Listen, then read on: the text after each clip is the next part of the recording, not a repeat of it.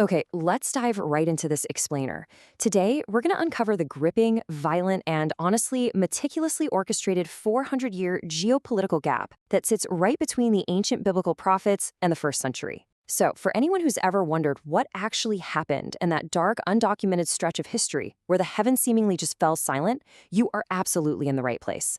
We're going to look at how massive empires rose and fell, how a specific group of people were pushed to the absolute edge of extinction, and how this massive, silent preparation was taking place right under the surface the whole time. Here is our agenda, basically our roadmap for charting these dark centuries. 1. The last prophet's warning. 2. Alexander in the Greek world. 3. The abomination and the rebellion. 4. Corrupt kings and new factions. 5. The rise of Roman rule. And finally, 6. The silence finally broken. All right, let's get right to it. Section 1. The last prophet's warning, where the heavens go quiet. So we're starting around 430 BC. The final prophet, Malachi, warns the careless priests, promises a future messenger, and then he just lays down his pen. You see, the temple in Jerusalem had been rebuilt after the Babylonian exile, but the people were exhausted, and frankly, the priests had become totally apathetic. So Malachi delivers this final, haunting promise that a messenger would come to prepare the way in the spirit of Elijah. And then, nothing. Absolute silence. The crucial takeaway here is the sheer weight of this number, 400. For 4 straight centuries, ancient chroniclers record absolutely no new prophets, no visions, no divine voices. 0. I mean, the voice that had literally thundered from Mount Sinai and guided kings was just gone. For a civilization whose entire identity was built on their direct dialogue with the divine, you can imagine how profoundly deafening that absence must have been. But, nature abhors a vacuum, and so does geopolitics. While the heavens were quiet, the earth was shaking. Let's look at this timeline. It really shows how the Jewish people were essentially passed around between the heavy hands of major world powers. They transitioned from living under the massive Persian Empire to being suddenly swallowed up by the explosive expansion of Greece, then tormented by the Syrian Seleucids, before finally being crushed under the iron boot of Rome. Section 2. Alexander and the Greek world, where the conqueror bows. Okay, jump to 336 BC. Alexander the Great has this lightning-fast rise to power. He conquered everything from Greece all the way to the borders of India. Yet when he approached Jerusalem, something incredibly uncharacteristic happened. Ancient histories recount that he actually recognized the Jewish high priest from a prophetic dream. So instead of destroying the city like he usually did, this global conqueror allegedly bowed down, spared Jerusalem, and actually allowed the Jewish people to live by their own laws. But as we know, Alexander's empire didn't last. He died at just 32, and his generals tore his vast kingdom into 4 separate pieces. One of those pieces was Egypt, which was ruled by the Ptolemies. Decades later, a Ptolemaic king in Egypt had an idea, and he commissioned exactly 70 Jewish scholars for a monumental task. He brought them all to Alexandria with one singular goal: translate the ancient Hebrew scriptures into the new global language. And this is a real game changer. It brilliantly illustrates how translating the Torah into Greek, the global language of the day, silently prepared the entire ancient world for what was coming. They called this translation the Septuagint, rooted in the word for 70. This was a massive shift, guys. Before this, the Hebrew scriptures were incredibly localized, literally only understood by the Jewish people. But now, because of this Greek translation, the prophecies of Isaiah and the laws of Moses could be read, debated, and understood by virtually every nation under heaven.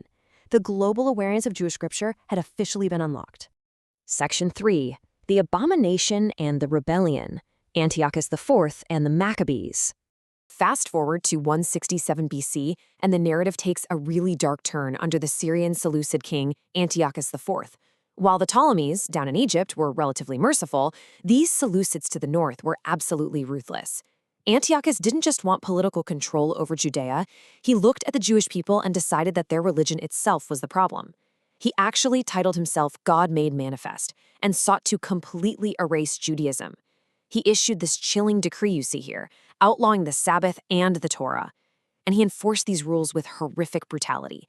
I'm talking executing mothers who followed ancient laws and burning sacred scrolls right in the streets. He stripped the temple of its gold, but then he committed the ultimate desecration. He dragged a statue of Zeus right into the sanctuary and sacrificed a pig in the Holy of Holies.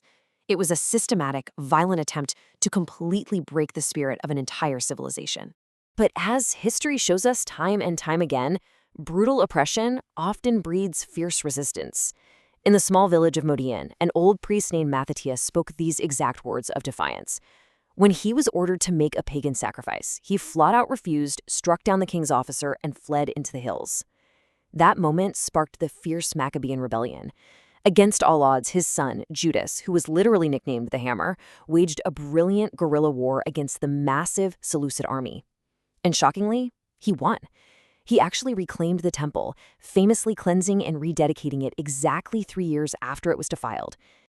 Section 4. Corrupt Kings and New Factions. The Hasmonean Dynasty. So, the victorious Maccabees established their own ruling family, known as the Hasmonean Dynasty. But tragically, they began to mirror the very Greek tyrants they had literally just defeated. It's a classic, heartbreaking historical irony. The family that bled to save the Torah slowly began to break it.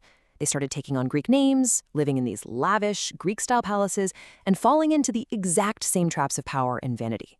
But their biggest defense?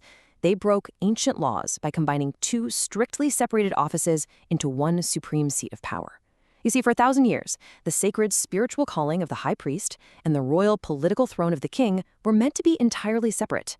By violently claiming both titles, the Hasmoneans thoroughly corrupted the spiritual foundation of their own leadership. And naturally, this corruption triggered a massive fallout. It led to the formation of 3 distinct religious factions that completely transformed the landscape of the Jewish faith. Because the leadership at the top was so compromised, the people themselves fractured. First, you had the Pharisees. They took the law to the streets, becoming teachers of the common people, focusing on keeping the daily Torah alive. Then you had the Sadducees. These were the wealthy, aristocratic elites who controlled the temple and totally rejected the spiritual interpretations of the Pharisees. And finally, you had the Essenes. They were so utterly disgusted by the corruption happening in Jerusalem that they just abandoned the city altogether. They moved out to the Dead Sea as separatists to wait for the true Messiah, and yes, they're the ones who eventually left behind the famous Dead Sea Scrolls. Section 5. The Rise of Roman Rule. The Eagle lands in Jerusalem. By 63 BC, the Hasmonean dynasty was tearing itself apart in a civil war. 2 brothers were fighting for the throne, and they made a fatal mistake. They both asked a terrifying new superpower for help settling the dispute. That superpower was the Roman Empire. And Rome, naturally, saw a golden opportunity to just devour them both. The Roman general Pompey marched in, breaching the Holy of Holies. He actually peeled back the veil and walked right into the most sacred room on earth. Though he didn't destroy the temple right then, the message was unmistakable. The Roman eagle had landed. Shortly after, in 37 BC, Rome installed Herod, an Edomite, as a ruthless puppet king of the Jews. He ruled with an absolute iron fist over a newly expanded, magnificent temple, acting as a brutal, paranoid king who slaughtered his own people and even his own family just to maintain control. When we look back at this brutal, violent churn of history, we really have to ask the ultimate question. It's the question lingering over an entire era filled with massacres, rebellions, and an empty sky. Where was God during these 400 years? I mean, the Jewish people had endured the heavy hand of Persia, the forced assimilation of Greece, the absolute desecration by the Seleucids, and now the suffocating occupation of Rome. To the people actually living through it on the ground, it must have felt like total, absolute abandonment. Section 6. The silence finally broken. The hidden preparation revealed. But here's where it gets absolutely fascinating. The sources argue that this 400-year silence was not an abandonment at all. Rather, it was a meticulous, deeply hidden preparation. The contrast between the sheer chaos happening on the ground and the silent architectural planning of history is just staggering. Notice how the violent conquests of Greece and Rome accidentally built the absolute perfect global infrastructure for a message to spread like wildfire. Alexander's conquest meant the whole known world was united by the Greek language. The Ptolemy's translation project gave us the Septuagint, meaning the world now shared the ancient scriptures globally. Rome's Iron Legions built an unbreakable physical network of roads connecting distant empires. And the scattered Jewish people had established local synagogues, creating teaching centers everywhere. It was a giant puzzle, and the stage was perfectly set. And then, right on cue, the silence shattered. An angel named Gabriel appeared to an old priest named Zechariah. And listen to what he says. He echoes the exact 400-year-old prophecy of Malachi. Remember the last prophet? He promised a messenger in the spirit of Elijah. Now, 4 centuries later, an angel stands next to the golden altar in Herod's temple and speaks those exact same words to a terrified priest, promising the birth of John the Baptist. Just 6 months later, that same angel, Gabriel, takes a message to a young girl named Mary in Nazareth. Her response, "Let it be with me," officially ends the 4 silent centuries with the announcement of the Messiah. Think about that. In a tiny village that the Roman Empire didn't even care about, this grand 400-year geopolitical setup reaches its profound climax. The roads were physically laid, the language was shared, the scriptures were translated and ready, and the long silence was permanently broken.